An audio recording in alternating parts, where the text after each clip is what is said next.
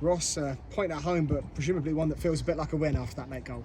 Yeah, especially after the way we played tonight. I thought, obviously, off the back end of the weekend, we were outstanding.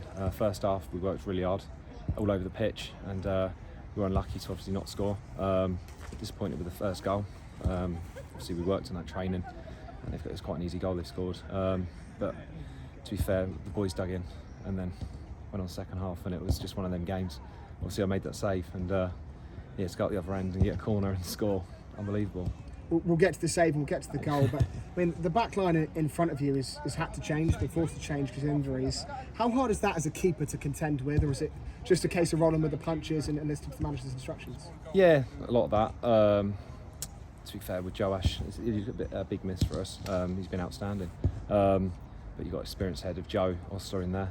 But I think the boys have done well when they've had to come in and do things. So yeah, just relieved.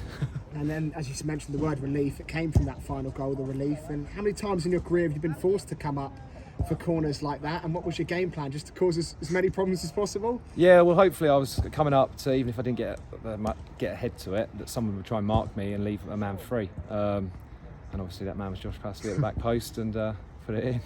And a word on Josh Passley, of course, he made his 51st appearance tonight, had never scored, and then pops up on the 94th, 95th, 96th, whatever it was, it ended up being. How important is he for the team, and how happy are you for him to get that goal? Oh, absolutely buzzing for him. He's been outstanding the last few games. But to be fair, you've seen his ability to get and beat players. So it's just reward for tonight for him, and I'm really happy for him. Just before that goal, though, there was a moment that may be just as important, certainly one you'll remember. That save prevented Wilson from getting his hat-trick. Talk us through that, what was going through your mind?